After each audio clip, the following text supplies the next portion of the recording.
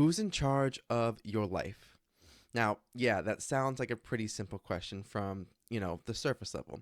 But it gets more difficult, especially as we are in our 20s and we enter young adulthood, to really say that we are the ones in control.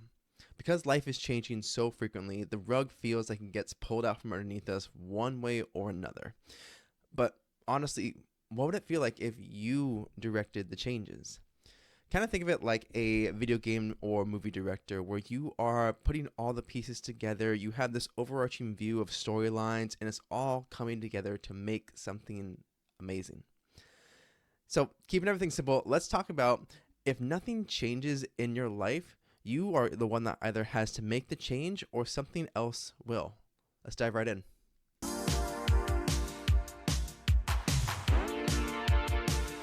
Welcome back to the Keeping Everything Simple podcast. I'm your host and fellow student, Michael Klukas, and on this show, we boil down complicated topics into simple and actionable tips. Now, what's the context here?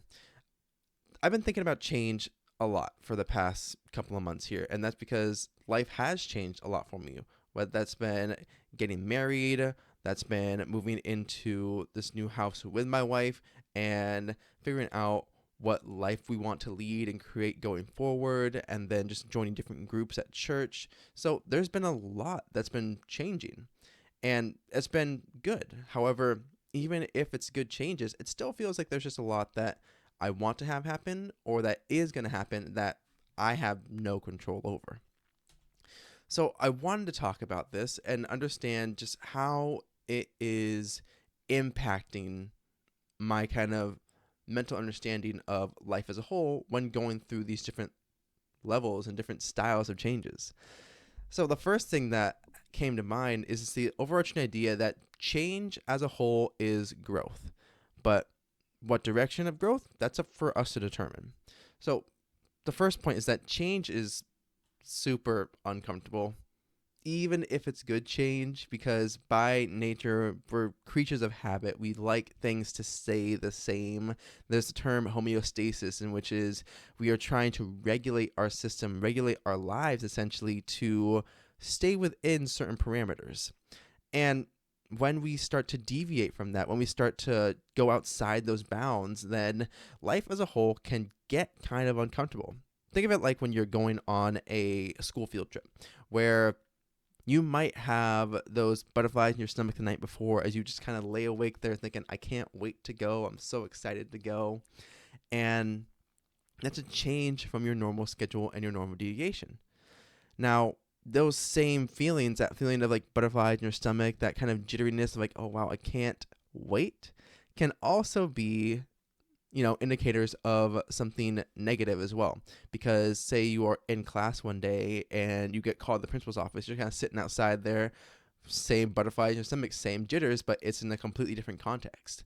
And it's a change from your normal routine and a normal process that you go through on a daily basis. I use those as an example because it highlights the fact that as we change things up, there's going to be an uncomfortable period that we kind of go through.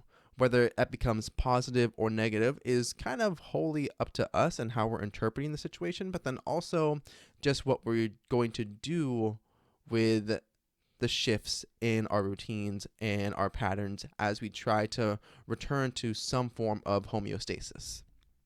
Now, I also want to note that when we lose control, or when we feel like we're losing control, is when so many things are changing all at once that, again, we have next to no control over. Now, like I listed off earlier, I have gotten married, I have moved, I have joined 2 different church groups at the current moment. I have started my job. So I started the job a year ago that I'm currently in, and now I'm looking at schooling. I'm trying to write a book. I'm trying to launch my PC business. There is 8 different things that I have listed off the top of my head that have changed within this past year that I am excited for. And then I also think to myself, well, what if there's so many other things that I wasn't able to make a decision on and be able to say, I want to make this happen? And then it's realizing that when we have so many different things coming at us rapid fire, when we have so many different opportunities and ideas that we want to try out, but it's all coming at us with no rhyme or reason. It can feel very overwhelming. And real quick, thank you guys so much for watching. And if you are finding any value on this, if you watch this on YouTube, make sure you leave a like, comment, and subscribe. Ring that notification bell so you know every time that we upload a new episode. It really does help us out so much, and I greatly appreciate it. If you're listening to us on Spotify or a podcast app, then make sure you leave us a 5-star rating and give us a follow. That way you know, again, every time I upload a new episode. And it just stokes my ego just a little bit more. But with that, let's jump right back into the podcast. I think back to the start of the pandemic as like a good example where from 1 month I'm living in a dorm and I'm preparing, for finals. I'm looking for a job because I'm going to graduate soon. But then suddenly everything shuts down. My roommate has to go home. I have to either figure out, am I going to be able to live on campus for this last month and a half here so I can work, I can finish my degree, and I can not get my family sick because I'm going to choose to go to work. So what can I do? And then having to shift everything into this apartment and then get a job in the middle of the final month of school, so during finals week and during project week, and it's just a lot. And it was overwhelming to be able to say that I have so much to do, but so much has changed outside of my control that I don't know how I'm going to do it. And I think that's something that you can probably relate to, mostly because when, again, change occurs, it can be uncomfortable. But when we have so many things change at once, it can get very overwhelming. And then we either freeze or we kind of then decide to hunker down and push through them. And I think that's a good indicator for you to think about on, am I someone who's most likely to freeze and then kind of wait out the storm? Or am I someone who's going to put my nose to the grindstone and push forward? I'm not saying one route is better than another. Sometimes it's good to let the storm pass and then pick up the pieces and figure out what to do. And other times it's good to put your head down and barrel forward and think, I'm going to get through this and make something happen. But again, when so many things change at once, we can really feel like we are losing control overall. And that's where we can have a bad relationship with change rather than understanding that change itself is neutral. It's what we do with it that really matters. And as I mentioned earlier, we do have also like this homeostasis that occurs within our lives, within our mental state. And that's why it's important that we do understand the context in which change is occurring, because we seek out the same environments, whether intentionally or unintentionally. We are the product of what we grew up with, the experiences that we've had, the lessons that we've learned, and how we have chosen to take them and kind of mold them into our current personality and understanding. But then because of that, we are still impacted by the past, and we're still impacted by the changes and the environments that we came from. So it's important that if we are kind of deviating away from it, we are creating a new environment and a new setting. Even if it has resemblance to what we came from, whether that is good or bad, we have to be the ones to decide, are we going to actively move forward in a way that brings us out of this into a new style, the next level of life, but is still reminiscent of the past? Or are we going to do something entirely different that's off the wall, that we're building from scratch, brick by brick? And again, it's not that it's good or bad. It's just that if you are aware that you're building and coming from different experiences that you may have been replicating unintentionally, that gives you more power to say, okay, I maybe don't want to repeat this environment. Maybe I don't want to repeat that habit. And instead you can say, I want to build this kind of lifestyle. I want to build this kind of habit, this kind of routine. And you then take control of that choice, because we are able to make those decisions when we recognize that there is something pulling us towards the same, pulling us towards what's happened before, pulling us towards the habit or the routine that we're aware of, rather than pushing us towards what's new. And as I'm talking about the habits, routines, or the things that we may have each come from, it's important to understand that change can happen either internally or externally. And we want to dive into first the external, because changes to your environment can, again, feel very out of your control. But changes to your environment also can be very intentional and very good, because I highly encourage for most people that if at some point in your life you haven't done it, please leave your hometown. Go and live somewhere else for at least like a year, if not a couple, so that way you can have a better understanding of what's out there. There's a big, wide world for us to discover, and if you never leave your hometown, you're never going to be able to fully understand and see what is out there and what's available in the world. But changes to your environment as a whole do help you to expand your horizons and expand your understanding of what can occur. Because if you have stayed in one town, one box your entire life, then the opportunities, the understanding that you have for everything is limited to that soul experience. The soul experience and the soul environment that you've found yourself in from birth to where you are now. And sure, circumstances do count for sometimes you can't leave, or sometimes you feel like you can't actively pick up and go to, say, go away for university or take a job in another town or another city. But when we have changes from the outside, those can be something that we intentionally form, or we either are pulled into because we are trying to, again, build a new context and build something that is different. And again, different and change is just neutral. And so when you're making these changes to your environment, that's because you want something that's going to be new. It's going to be an adjustment period, and it's going to be because you are searching for some type of understanding for yourself. And then next would be changes to your relationships as well, because yeah, it's kind of an abrupt change from your environment to your relationships, but I do kind of put this in its own category, because the quality of your life is largely determined by the quality of your relationships. If you have a good social circle, if you have a good, strong relationship with your romantic partner, you have a good working relationship with your family, your coworkers, whatever it is, changes to your relationships as a whole can amount for a lot of external stress. So stress that comes from, outside of your realm of control or immediate control. And they can also be a source of joy, fulfillment, and happiness, because more often than not, when you have a good, strong social circle, a good, strong romantic relationship, just good, strong relationships in general, then life as a whole can feel a lot more exciting. You feel like you can weather storms more readily because you have people that you can reliably lean on and call to and say, hey, I'm struggling right now. I need some help. But say you had a friend that you've had for years that suddenly something happens, some situation occurs, and you guys begin to drift apart, whether positively or negatively. How that occurs and how that changes our lives really becomes up to us. It's a matter of, is there bitterness? Is there stuff that we worry about? Is there sadness? Is there happiness because maybe they're moving on to something new, something greater, something better in their lives that they had to make this opportunity, that leap for?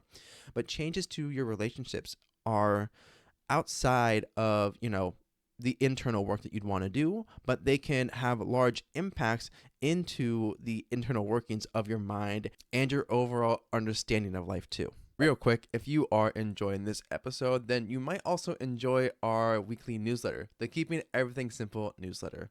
Yes, there is a very obvious naming scheme going on here, but that's besides the point. If you want to get an inside look into how some of the lessons and stories I talk about play out in my life, then the weekly newsletter would be a great way to dive deeper into that, as well as getting resources and recommendations for books, articles, other YouTube videos that will give you greater insight into some of these complicated topics and how we're going to be able to boil them down more and more together. Subscribe down below in the link in description to the Keeping Everything Simple newsletter, and I will see you in your inbox. All right, let's get back to the podcast.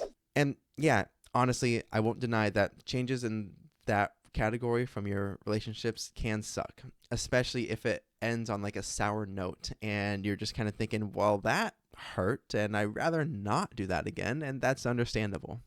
But I emphasize the fact that your relationships, again, determine so much within your life that you don't want to just feel like you have to change them up for the sake of change, but instead letting them grow naturally, or at times as well die naturally too. The other external change I'd say is your career fulfillment. And this one sounds like it'd be internal, but the reason why I'm saying it's an external change is because your understanding of what you want from a career determines how you go about choosing your job, choosing the next step in that career plan. So I've mentioned it before, there's a book, Squiggly Careers, where I've listened to a podcast with the author. And they kind of go over this fact that your career is not necessarily linear. Like, of course, you can have a linear career in some aspects. If you like Nike's most recent CEO was an intern in like the 80s or the 90s or whatever it was, and now he has risen through the ranks and has become the CEO. And that's a very linear career in aspects of company. But then you have other people that can jump from one company to another, to then going on to work for a nonprofit and then coming back to a for-profit, and maybe they end up in venture capital, and it's a very squiggly career, hence the name. But when I say changes to your career fulfillment, it's understanding of what you want out of careers can change the decisions that you make with your life going forward. So maybe you go to school for, becoming a doctor, becoming a nurse, and you realize, okay, I like the idea of helping people, but I don't like the actual aspects of working in a hospital. So let me pivot and change, and maybe you're doing nonprofit work where you are doing Doctors Without Borders because you're trying to go into different zones that have low medical help, and then maybe you realize, okay, this is a lot of fun, and I like the experience of going to these different areas, but I want to do something in the States, and so then maybe you come back to the States and opt to, instead of going into medical, you go into some other form of social work or civil servants. And as you are changing your careers, your context is changing, the environment is changing. And that's because you have developed a better understanding from the experiences that you've had, where you've changed your understanding of what you want out of a career. And often that is something that we kind of not dread, but we feel uncomfortable with, because when you are told to be a certain, person or go on a certain path, then we kind of follow through with it and say, okay, this is what I've been told to do. This is the path to success. This is the quote unquote American dream. But what the real truth of the matter becomes is that when you are figuring out, again, life in your 20s and just trying to come to terms with what you want out of it, the context of your career should be changing. It should be updating with each new level that you go through, with each new experience that you have, to come to terms with, okay, I don't want to say be an accountant, be a doctor, be a lawyer. Instead, I want to be a civil servant. Instead, I want to work for this charity. Instead, I want to run my own business. Instead, I want to do X, Y, Z, any number of different things. So it has to change with you, because as you get a better understanding of who you are, what you want, your career prospects are going to be updated, so that way you can make the best decision possible for the life that you want to lead. And the final piece of the puzzle here is, so we've had change is growth as a whole. We've had change from the outside, just impacts what we do throughout life. But now we have change from the inside, and how that just impacts our internal workings and our internal mindset. So first of all, we of course have changes to our habits and routines. When we are making these internal decisions and these internal changes for, again, our habits, by example, then we are making an active choice to do something different, to do something on repeat, so that way we can build a life that is purposeful, that we actively want to have. And for myself, I use the gym as an example very frequently, because it is a lot of work, but I choose to wake up at 5 a.m. to go to the gym 3 times a week at minimum, because that routine and that habit was an internal decision, because it helps me mentally, it helps me physically, and it helps me keep on pushing myself and trying to grow in a positive direction. But changing the internal workings and my internal mindset around it is key to making that habit stick and that habit work for me. So rather than having it become a compulsion, it becomes a driving factor of building the lifestyle that makes sense, building the life that I am excited for. And the same should be done for you as well. When you're working from the inside outward, you have to make some internal adjustments and internal decisions that help you develop the habits and routines that truly impact the life you're living now and lead you in a direction towards the life that you want to be living. And I mentioned relationships as the external factor as well, but there's a lot of internal work that happens when you are either cutting relationships or reinvigorating your relationships, because that has to be a decision that you have to make as well. Even if it is very uncomfortable, you have to have the emotional work be done to either decide to go deeper into your relationship with somebody or to pull back. And that kind of leads into more of the emotional maturity and the emotional intelligence that you should be working on and developing, because your understanding of your emotions will obviously change as you grow. And your relationships are usually the first place that you see this take place, because when you're in your teens, emotions are more volatile. You're more likely to be high strung in some capacities and low effort in others. But having a good understanding of the emotional landscape that you go through can help you, again, navigate changes in your relationships on the internal basis, because you may feel like if one friendship ends abruptly and there's no real indicator as to why, you may feel miffed, you may feel abandoned, you may feel hurt by it. But then another aspect, you may come to say, okay, a lot has happened. Maybe I don't understand it, but I can accept it. Maybe I don't agree with what has occurred, but I can accept it. It's just being able to accept emotions for what they are and being able to say, I want to wish the best for this individual, and that may not include me in the picture. And then the inverse of that is choosing to dive deeper into relationships, where maybe you have someone that you want to stay connected with, go deeper with, and that may be you choosing to reinvigorate that relationship and say, okay, I'm making the active internal decision to be a better friend to this person, be more available to this person, get together with them more frequently, so that way we can hang out, we can connect, we can talk, we can relate to one another more. And this is an internal shift that you have to be able to make and say, I want this type of relationship. I want to have this type of connection. And that's up to you to craft and create through the internal decision and internal mechanisms that exist within you right now. And honestly, it does still boil down to that emotional maturity, that emotional intelligence, to be able to say, I would like to have this happen because this person is not only interesting, they are super valuable in helping me elaborate on my life and give me good insights into the type of person I want to be, and they lead certain lifestyles that I maybe want to understand more of and imitate and grow into.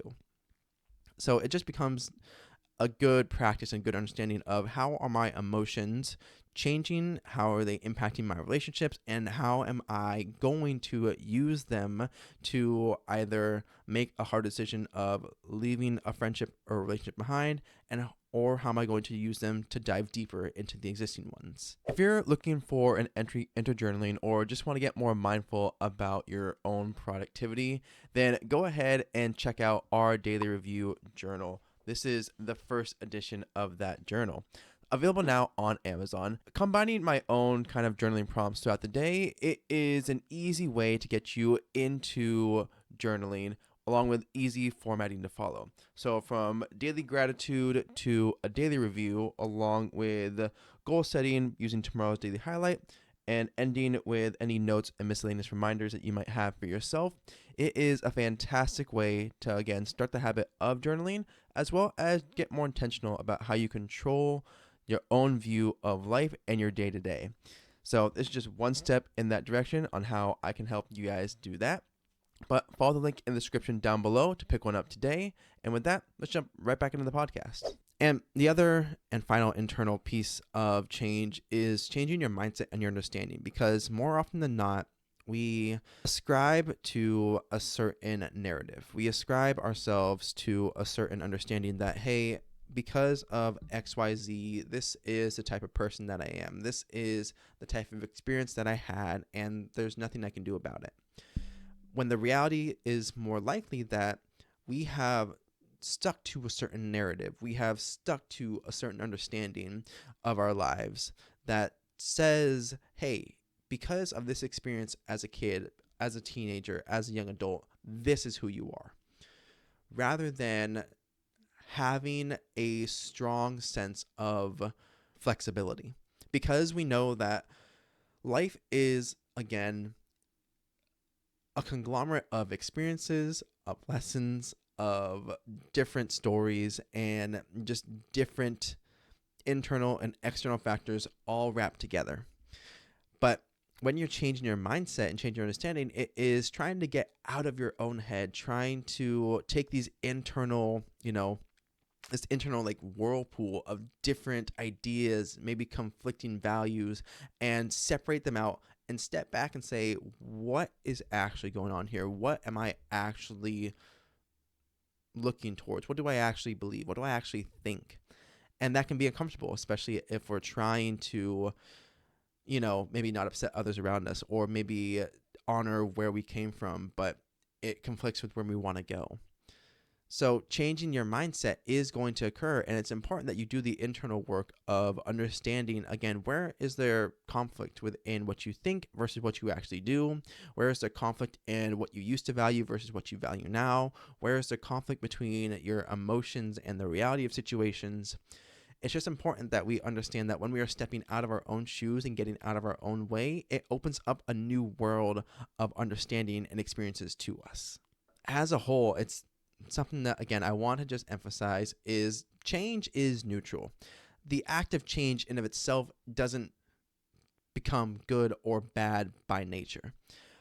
Usually when change is overwhelming, there's too much happening at once. When change is happening exactly as we're planning, it's because we're creating it, because we are fueling the fire to make something, evolve with us. But because of this, I encourage you to change the external factors and the internal factors together. You have to do the internal work to change your point of view, to change your habits, routines, change the values that you hold or the lifestyle that you want to lead, so that way the external changes follow suit. Because it should begin from the inside outward, even if the outside changes can impact what we end up doing. If you are making an active choice to change, you are the one that is directing the movie.